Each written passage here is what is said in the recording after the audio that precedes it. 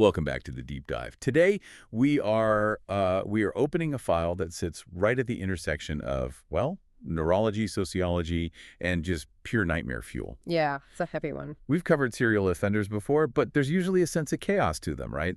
A lack of structure. Today's subject is, he's different. He tried to impose this rigid, almost mathematical structure on murder. It's a case that feels less like a crime story and, more like a grim psychological experiment just gone horribly wrong. We're talking about a man who treated Moscow like a game board. And his citizens like pawns. We are talking about Alexander Pichushkin. The press had a few names for him. The Bitsa Park Maniac was one, which is terrifying enough. Just the location itself. But the name that really stuck, the one that tells you everything you need to know about his psyche, is the Chessboard Killer. That name, the Chessboard Killer, it immediately reframes the violence, doesn't it? Right. It suggests that for him, this wasn't just about the act of killing. It was about completion. It was about filling a quota. Specifically, the 64 squares on a standard chessboard. 64 lives. That was the goal.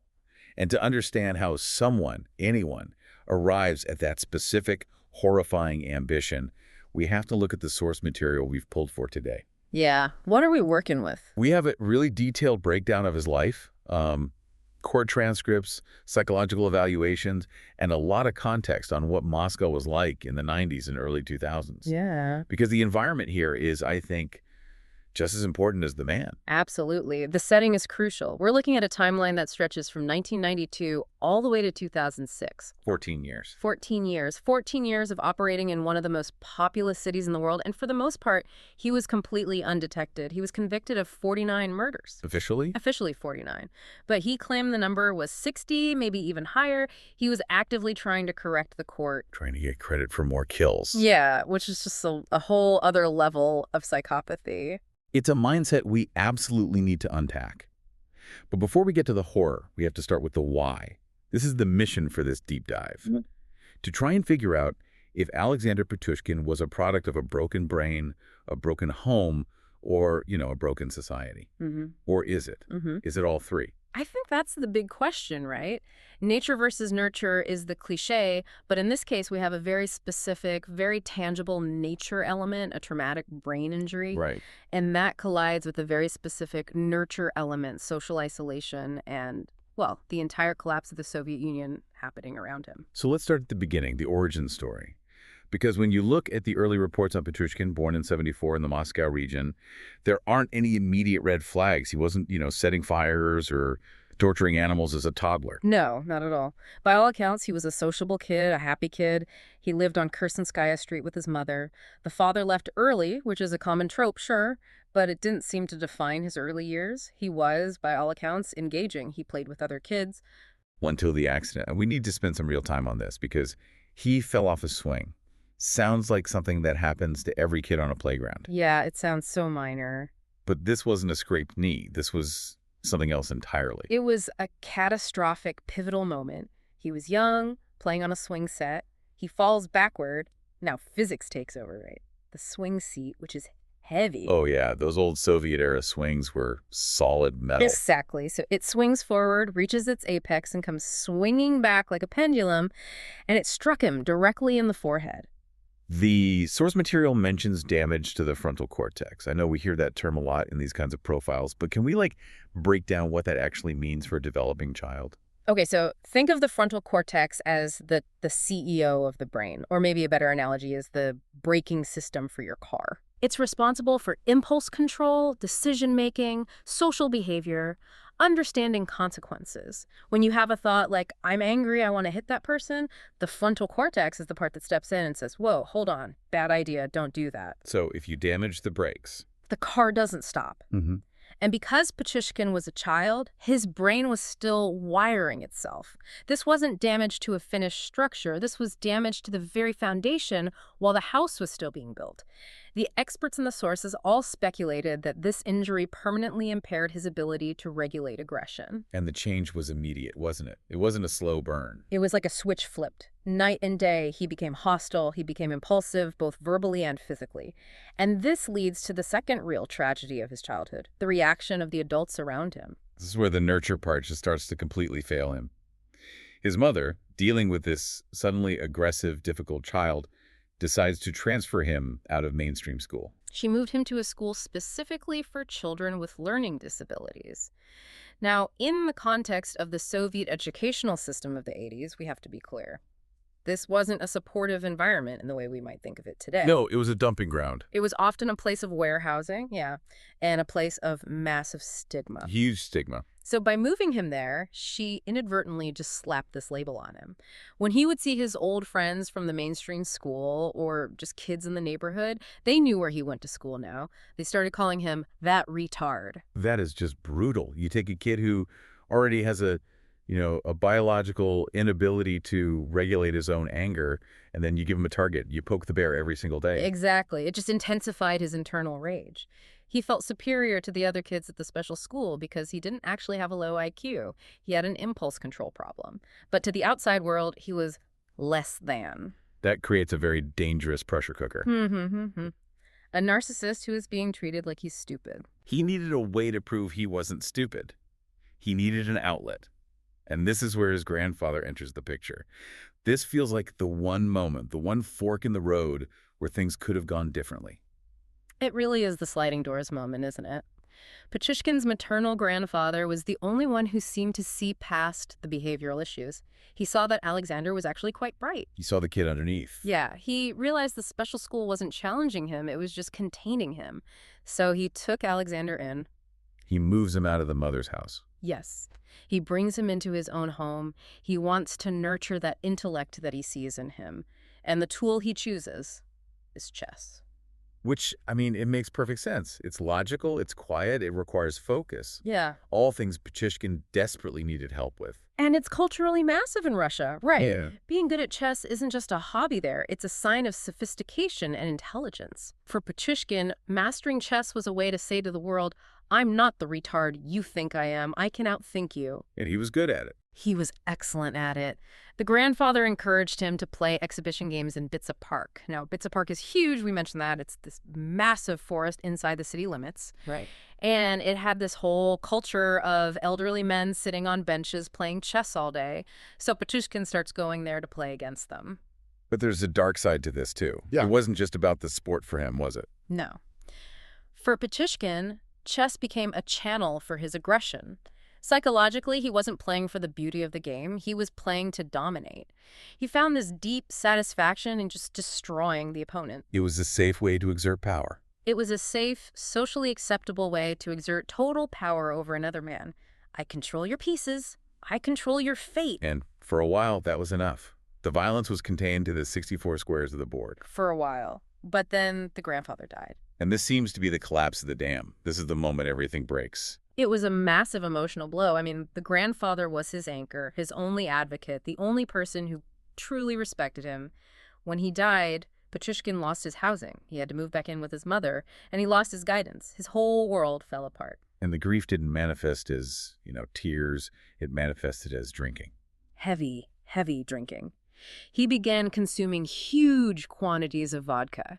Now, looking at the source material, he claims this was to dull the pain, but also to calm his aggression. He was self-medicating. He knew something was wrong. I think he did. He knew there was something violent bubbling up inside of him, and he tried to drown it. But he kept going to the park. He did. He kept playing chess. But now the whole dynamic changed. He wasn't just playing, he was drinking with these older men, and he noticed something interesting. What was that? He could handle his liquor. He could drink massive amounts of vodka and stay coherent, while these older, often frail men would pass out or get sloppy drunk. That's a very dangerous realization for a predator. Yeah. I am stronger than them. I am more clear-headed than them, even when we're both drinking. And that physical superiority started to merge with his intellectual superiority from the chess game. He started to view these men not just as opponents, but as weak. As disposable. Exactly. Before we get to the actual killing, there's this really disturbing escalation that involves a video camera. This really creeped me out in the notes. It's not a murder, but it's almost worse in its intent. It's the rehearsal. It's the bridge from fantasy to reality. He developed this sinister hobby, as the sources call it, where he would take a video camera and threaten children. There's a specific chilling account of him holding a young child upside down by one leg out of a window. And he's filming this. the whole time. He's filming himself holding the child, and he's narrating. He says to the camera, "You are in my power now. I am going to drop you, and you will fall 15 meters to your death." My God, that is pure sadism. It's not about the kill at that point. It's about the terror in that child's eyes and the absolute total control he has in that moment. And he would watch these take back over and over. He needed to relive that rush of power. But as with any addiction, and we have to view this kind of psychology as an addiction cycle, the high from the tapes started to fade. He needed the real thing. He needed the real thing. Which brings us to 1992. He is 18 years old. The Soviet Union has just collapsed. The world is completely upside down. And Pichushkin decides it's time to start his game for real. And the first victim is Mikhail Odichuk. And this is fascinating because Odichuk wasn't a random target. He was a classmate. In fact, according to Pichushkin, he was a co-conspirator. Wait, a co-conspirator. So they planned this together. Allegedly, yes. They met to plan killing 64 people together. It was a shared fantasy, a folie à deux. They apparently discussed the whole chessboard concept. Wow. But when the rubber met the road, July 27, 1992, Odichuk got cold feet. So they meet in Bitsa Park, presumably to find their first victim. Right. That's the plan. And Odichuk says, "I can't do this. I don't want to do this." He tries to back out. And Pichushkin doesn't just see this as a friend changing his mind. He sees it as a betrayal, personal insult. He felt teased. That's the specific word used in the reports. He felt humiliated. So all that aggression, he turned it on to Odichuk. He strangled him and threw his body into a sewer entrance there in the park. And just like that, the co-author of the plan becomes the first square on the board. The very first. Now, here's the part that makes me want to just scream at the history books. The police investigated this, didn't they? Oh, yeah, they did. Odichuk was reported missing. He was last seen with Pichushkin. The police brought Pichushkin in for questioning. And get this, Pichushkin admitted meeting him. He didn't even deny it. Nope. He said, "Yeah, we hung out in the park for a bit, but then I left him there and went home." He just played it completely cool. And because he had hidden the body so well in the sewer system... Nobody. No crime. Exactly. And we have to remember the context. This is 1992 Moscow. The country is in absolute freefall. The police are underfunded. They're overwhelmed. They're dealing with the explosion of the Russian mafia. Right. A missing 18-year-old boy. I mean, it's tragic, but it wasn't a top priority. So they let him go. If they had just pushed a little harder, if they had checked the sewers, I mean, history changes. But they didn't. Yeah. And then, strangely, he stops. There's a long hiatus. A really long one. From 1992 to 2001, that's 9 years. Now, some criminologists think he might have killed during this period and we just don't know about it, but the official record says he was dormant. What woke him up? What brought him back? In 1996, Russia placed a moratorium on the death penalty. It was part of their process of joining the Council of Europe. Pichushkin later claimed this reignited his interest. That seems so counterintuitive. Usually killers don't really care about the law. Was he saying the stakes were lower now? Or maybe that the system had become soft. I mean, he viewed himself as a predator, a wolf. And if the state wasn't going to be a wolf anymore, maybe he felt he had to step in. It's a completely twisted logic, but for him, the lack of a death penalty might have removed the final psychological barrier. So we fast forward to 2001. The sewers period begins. And this is the bulk of his crimes. We really need to slow down and look at this period because between 2001 and 2005, he attacks 36 people. 36 people. That is just a staggering number. That's almost one a month on average, though they were often clustered together. And the modus operandi, the method, was brutally, chillingly consistent. Walk us through a typical event. It always starts with the hunt in the park, right? It starts with the hunt. He would go to Bitsa Park. He's dressed normally. He's a warehouse worker. He doesn't look threatening at all. He finds a solitary man, usually elderly, often homeless or, down on his luck.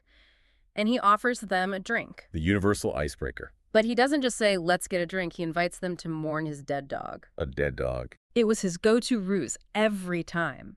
He would tell the victim, "My dog is buried here in the woods, and I'm going to visit his grave. Come have a drink with me to toast his memory." It's genius in a sick way. It invokes sympathy. It explains why they need to go deep into the woods to find the grave. And it introduces the alcohol immediately. And not just any alcohol. He had a specific brand he always used. Golden Magic vodka. Golden Magic. It sounds like something you'd buy at a gas station for $1. It cost about 38 rubles. So yeah, pennies. It was rot gut.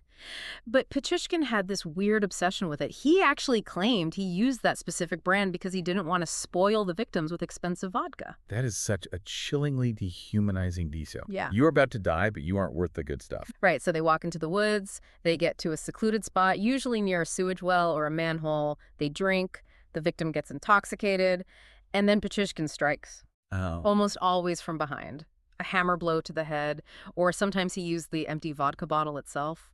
Just blunt force trauma to the back of the skull. And then the disposal. This is why it's called the sewers period. Bitsa Park has this whole network of underground sewage canals. Pichushkin would drag the body to a manhole or a well and just dump them in. And the current would just take them away. Exactly, and this is crucial. Sometimes the victims weren't even dead yet. The autopsy reports that were eventually done showed that many of them actually drowned in the sewage. That is a pure nightmare. And practically speaking, this is why he got away with it for so long. The bodies weren't just hidden, they were being actively flushed out of his hunting ground. And think about the victims. Elderly, homeless, alcoholics. In early 2000s Moscow, these were the invisible people. When they went missing, families often just assumed they had drifted away or died of exposure. The police weren't launching massive manhunts for homeless men in the park. He knew that. He was preying on the people that society had already forgotten. He was. But he wasn't just killing them. He was marking them. There was a signature. Yeah. Yes. This is where the organized killer profile really comes in. He would often impale the open skull wound with a stick or sometimes the empty vodka bottle. Why? I mean, what is the psychological point of that? It's a signature. It's a claim of ownership, like an artist signing their work. But some psychologists and the sources also suggest it was a way to, keep the spirits of the victims from escaping, or conversely, a way to plug the hole he made. It's ritualistic. It signifies that this isn't a robbery gone wrong. This is a ceremony. 36 people attacked. It's just hard to wrap your head around the fact that no one noticed a pattern. Well, bodies were being found occasionally, usually miles and miles away in water treatment plants. But because the decomposition and the water damage were so severe, police couldn't always identify the cause of death. They often ruled them as accidental drownings or falls. He was using the city's own infrastructure as his accomplice. He absolutely was. But then, in 2005, something shifts. The sewers period ends, and the open period begins. Why change a winning strategy? He was completely invisible. Why stop hiding the bodies? He got arrogant. It's a classic escalation. The satisfaction of the secret was wearing off. He wanted the notoriety. He wanted the city to know there was a predator in the park. From 2005 to 2006, he stops dumping them in the sewers. He just leaves the bodies right there in the open for anyone to find. He wants the headlines. He craves them. And the violence escalated, too. The attacks became more frenzied, repeated hammer blows. He was practically obliterating the faces of the victims. And the geography changed, too. This is the part that really makes me shiver. He stopped hunting random strangers deep in the woods and started hunting, well, practically on his own doorstep. It's unbelievably bold. It's almost suicidal when you think about it. He started targeting people he knew, his neighbors. Let's look at the map from the sources. He lived on Khersenskaya Street. Right. In a huge complex of high-rise apartment blocks. 10 of his last victims live in that same 4-building complex. 10. 4 from building number 2, 2 from building number 4, 3 from building number 6, and 1 from building number 8. So he's killing the guy he sees at the mailbox. He's killing the guy he rides the elevator with every day. It completely destroys the concept of stranger danger. These people trusted him. They knew him as Sasha from down the hall. When he said, hey, let's go for a walk and have a drink, they didn't think twice. He was familiar. But how did he think he would get away with that? If you kill your neighbor, eventually someone is going to connect the dots. Hey, the last time I saw Yevhen, he was walking out with Sasha. That's the thing. I think he might not have cared anymore. Or his narcissism was just so high, he thought he could talk his way out of it like he did back in 1992. But this proximity, this boldness, it's ultimately what doomed him. Which brings us to the final victim, June 2006, Marina Moskalyova. Marina was 36 years old. She worked with Pichushkin at a local grocery store. He invited her for a walk in the park. Now, unlike the homeless men or some of the elderly neighbors, Marina was actually a little suspicious. The notes say she hesitated. She did. People in the neighborhood were starting to get weird vibes from Pichushkin. The rumors were starting. But he was persistent. She eventually agreed to go. But she did something very, very smart. Something that saved who knows how many future victims. She left a note. She wrote a note for her son. It said, "I'm going for a walk with Pichushkin." And she left Pichushkin's phone number right there on the paper. Okay, and here is the detail that makes absolutely no sense to me. Pichushkin knew about the note. Yes. She either told him or he saw it. The sources are a bit unclear on how, but he knew that if she disappeared, there was a literal paper trail pointing directly at him. And he killed her anyway. He did. He walked her into the park. He attacked her. He left her body to be found. Why? I mean, if you know you're going to get caught, why do it? It doesn't track. There are two main theories. One is that the compulsion was just too strong. He physically couldn't stop himself even if he wanted to. But the other theory, and the one Pichushkin himself later pushed, is that he was just done. Suicide by arrest. Exactly. He said in an interview later, "I just couldn't go on. I was severely depressed at the time." He claimed he effectively handed himself over to the police because he wanted the game to end, but I think he also wanted the credit. So Marina's body is found on June 14th. The police find the note, but they also find a metro ticket in her pocket. And that ticket was the nail in the coffin. It gave them a timestamp. They pulled the CCTV footage from the metro station, and there they were, Marina and Pichushkin walking together, smiling, just hours before her death. It's undeniable proof. They arrest him on June 16th, 2006. And I have to imagine the police were expecting a fight. They were expecting denial, lies. Instead, they got a performance. Pichushkin didn't just confess, he opened the floodgates. He seemed relieved. He wanted to tell them everything. Starts bragging. Oh, absolutely. He takes him to the park. There's actual footage of this, him handcuffed, walking the police through the woods, pointing out spots. Here's where I killed this one. Here's where I killed that one. He demonstrated a phenomenal, almost photographic memory for detail. And this is where the chessboard motivation really comes out into the open. Yes. The police charged him with 49 murders. And Pichushkin got angry. He actually got offended. He said, no, you're shortchanging me. He claimed the number was 60. He wanted credit for every single square he had filled. He was keeping score. Literally. Police found a chessboard in his apartment. He had been marking off squares with dates, and in some cases, names. He had 61 squares filled in his mind, if you count the attempted murders that he considered wins. He was only 3 away from completing the entire board. What happens when the board is full? Did he ever say what the plan was then? He said he would have just bought another board. That chills me to the bone. Bought another board. Like it's just a grocery list. No end game. It speaks to the infinite nature of his hunger. He wasn't trying to achieve a specific goal and then retire. The killing was the lifestyle. Let's talk about the competition aspect. Because he wasn't just competing with himself and the board. He was competing with history. Right. Andrei Chikatilo, the butcher of Rostov. He was the Soviet Union's most prolific, most infamous serial killer with 52 victims officially. Pichushkin was obsessed with him. He wanted to beat Chikatilo's high score. It's the gamification of murder. It is. And during his interrogation, he made some statements that really just give us a window into his God complex. He said, quote, "I felt like the father of all these people.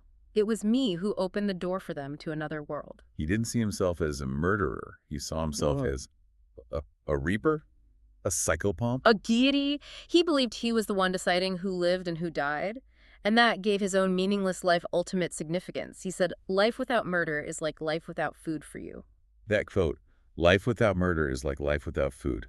That's not a motive. That's a biological imperative in his mind. It reframes everything. He's not killing for money. He's not killing for sexual gratification in the traditional sense. He's killing for, physiological regulation. He claimed he needed to, oxygen. When he wasn't killing, he felt like he was suffocating. The trial in 2007 must have just been a circus. It was intense. They kept him in a glass cage, an aquarium, basically, in the courtroom. This was for his own protection from the victims' families, but also because he was just so unpredictable. Did he show any remorse at all? Zero. None. He smirked, he paced, he treated the court like an audience. He was finally the star of the show. The retard from the special school was now the most feared man in Russia. In his mind, he had won. He was convicted of 49 murders and 3 attempted murders. The sentence? Life imprisonment. The judge, Vladimir Usov, ordered that the first 15 years be served in solitary confinement. Solitary confinement for 15 years straight. I mean, that breaks people. That turns the brain to mush. And Pichushkin actually appealed the sentence. He claimed it was too harsh. He asked for it to be reduced to 25 years. The audacity is just unbelievable. I killed 60 people, but this lonely cell is a bit much, guys. The appeal was obviously denied. So where is he now? It's 2025. Is he still in that cage? He is. He's at the Polar Owl Colony. Polar Owl. Sounds pleasant. It's a penal colony deep in the Arctic Circle. It's one of the harshest prisons on Earth. It's where Russia sends the lifers who are never, ever getting out. He spends his days in a small cell, surrounded by nothing but snow and ice. He's unmarried, no children, just him and his memories of the chessboard. It's a bleak ending, but a fitting one. But before we wrap up, I do want to touch on the cultural impact.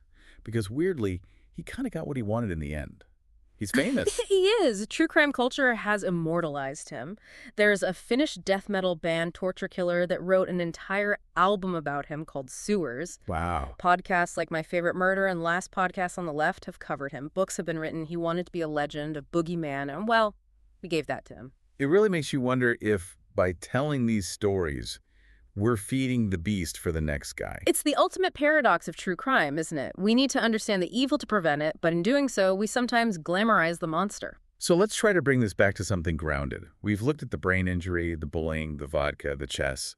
And we come right back to that central question we started with. Was it the swing? Was it the school? Or was he just born wrong?